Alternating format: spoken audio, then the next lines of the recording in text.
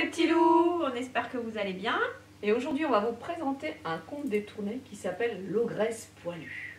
Je suis sûre que ça va vous faire penser à quelque chose. Il y avait une fois une petite fille qui aimait beaucoup les crêpes. Tous les jours, elle en demandait à sa maman. Ce jour-là, pour avoir la paix, la maman dit oui. Mais au moment de les faire, impossible de trouver la poêle. Elle se souvient qu'elle l'a prêtée à la grand-mère. Alors, elle dit à sa fille: « Si tu veux manger des crêpes aujourd'hui, il faudra que tu ailles récupérer la poêle chez ta grand-mère. » Pour la route, elle lui prépare un goûter et dans le panier, elle met des petits beignets. « Quand tu te promènes toute seule, prends garde à toi, petite fille. Tu peux rencontrer l'ogresse, prends garde à toi, petite fille. Chaque fois qu'elle voit une gamine, elle se lèche les babines. Elle n'a plus qu'une seule idée, la faire glisser dans son gosier. » Sur le chemin de la petite fille, derrière un arbre, se cache l'ogresse. Tout au moins, elle essaie de se cacher, cette ogresse. Mais elle est tellement grosse qu'elle déborde des deux côtés de l'arbre. En plus, cette ogresse a du poil. Du poil aux mains, du poil aux pieds, du poil sur la poitrine, du poil dans les narines, et même du poil derrière qui lui fait une grande queue. Une queue comme celle d'un loup. Mais c'est une ogresse italienne. Elles sont comme ça en Italie, grosses et poilues. Mais ça ne l'empêche pas d'aimer de se faire belle. Elle porte une robe à fleurs avec des petits volants. Dans son décolleté, un très gros collier. Une grosse bague à chacun de ses doigts. Et des talons aiguilles pour faire la fille.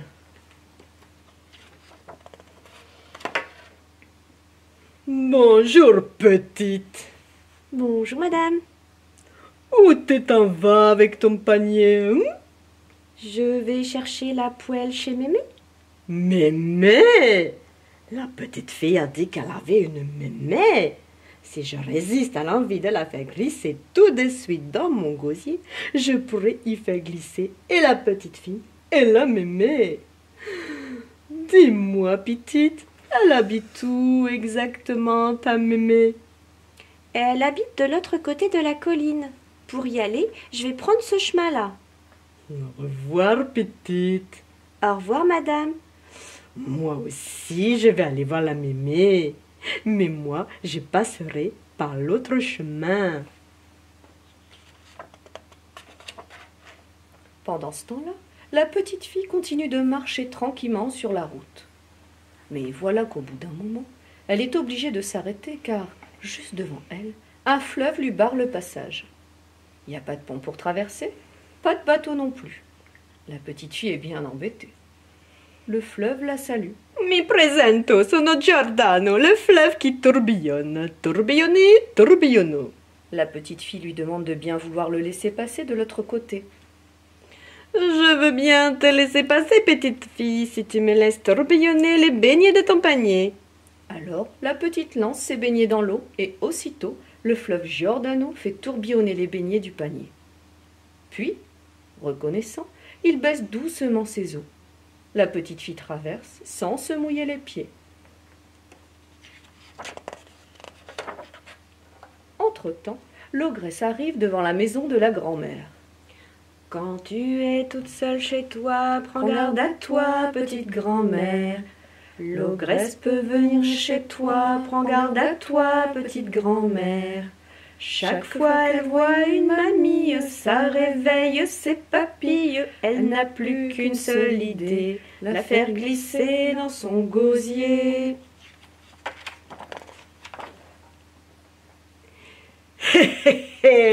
J'adore les grand-mères. Et elle frappe à la porte. Qui c'est? C'est moi. Qui ça? C'est moi, c'est ta petite fille. Descends m'ouvrir la porte, s'il te plaît. Ah, c'est ma petite petite fille. Qu'est-ce que ça me fait plaisir. La grand-mère descend l'escalier, ouvre la porte et hop, l'ogresse la fait glisser dans son gosier. Mais bleu, il y a quelque chose qui passe pas. Pff, et d'une, pff, et de deux, pff, 3, pff, 4, pff, 5. L'ogresse recrache les 5 dents qui restaient dans la bouche de la mémé. Et ses oreilles aussi. Elle prend les oreilles dans une main, les dents dans l'autre main, et avec tout ça, elle monte l'escalier et elle marche droit vers la cuisine de la grand-mère. Elle met les dents à cuire dans une casserole, les oreilles à frire dans une poêle. Elle fouille dans les tiroirs et trouve les affaires de la grand-mère. Alors, elle enfile sa chemise de nuit, son bonnet de nuit, puis se cache sous les couvertures. C'est à ce moment précis que la petite fille frappe à la porte.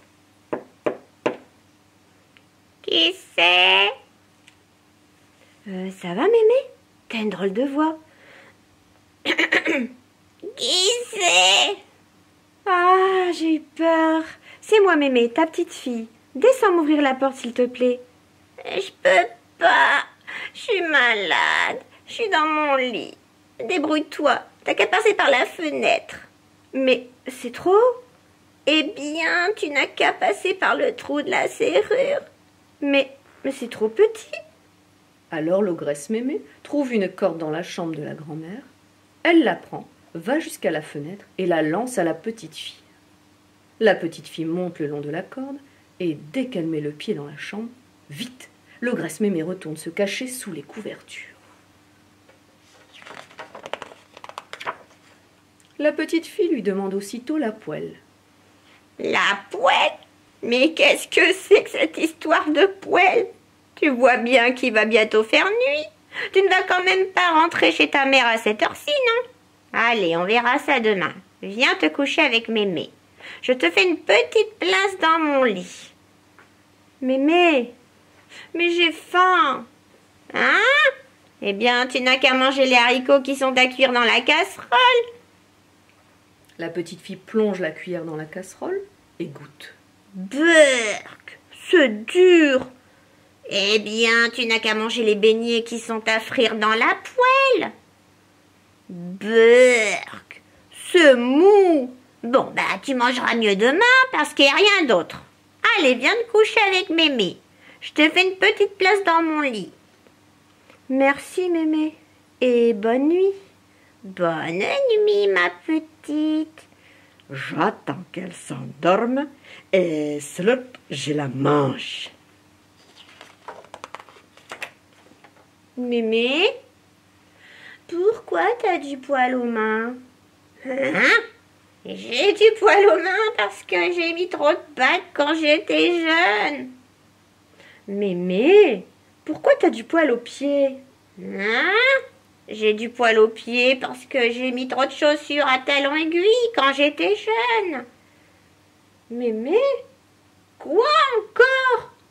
Pourquoi t'as du poil sur la poitrine?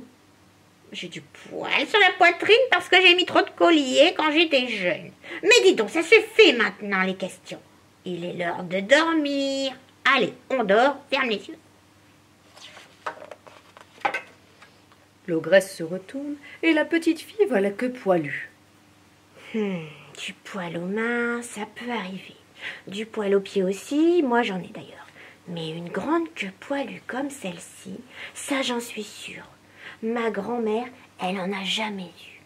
Ah, cette femme-là, ce n'est pas ma grand-mère, c'est l'ogresse. Faut que je me sauve. Mémé? Oui, quoi? Qu'est-ce qu'il y a? Je n'arrive pas à dormir. Il faut que j'aille faire pipi. Mais tu vas quand même pas te relever maintenant, non? T'as qu'à faire pipi au lit, c'est pas grave ça. Oh, mémé, je suis grande maintenant. L'ogresse mémé ne veut pas que la petite fille lui échappe.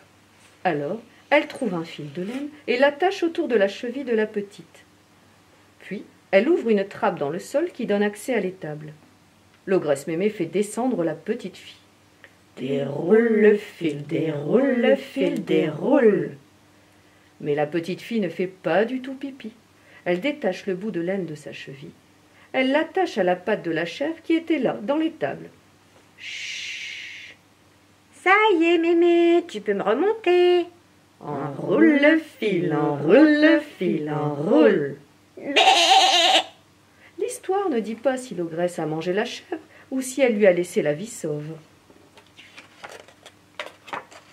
L'histoire raconte que l'ogresse Mémé a regardé par la fenêtre. Elle a vu la petite fille qui s'échappait très loin. Alors, vite, elle a mis ses chaussures à talons aiguilles et elle est sortie de la maison. Elle a couru derrière la petite fille. Fleuve Giordano, ne la laisse pas passer, hein. J'arrive. Bien sûr que si, je la laisse passer. Elle m'a donné ses petits beignets et maintenant, regardez. Tourbillonni, tourbillonno. Et le fleuve Giordano, reconnaissant, baisse doucement ses eaux. La petite fille traverse sans se mouiller les pieds. Quelques minutes plus tard, l'ogresse arrive à son tour. Elle voit que la petite fille est déjà sur l'autre rive. Le fleuve Giordano remonte doucement ses eaux. Alors, vite, l'ogresse enlève ses chaussures à talons aiguilles, elle les pose au bord du fleuve et trempe son gros doigt de pied dans l'eau. Ah, j'ai froid dans la quoi, c'est froid. Les eaux froides et glaciales du fleuve Giordano remontent jusqu'à ses genoux poilus. Les eaux froides et glaciales du fleuve Giordano remontent jusqu'à ses fesses poilues, jusqu'à sa poitrine poilue, jusqu'à sa bouche. L'ogresse ne savait pas nager. L'ogresse s'est noyée. La petite fille est rentrée chez elle, saine et sauve. Quand tu veux faire ta gourmande, prends garde à toi, méchante ogresse. Il y a des filles qui sont malignes, prends garde à toi, méchante ogresse. Chaque fois qu'elles voient une ogresse, même pas peur de ses grosses fesses, elles ont bien plus qu'une idée pour pas glisser dans son gosier.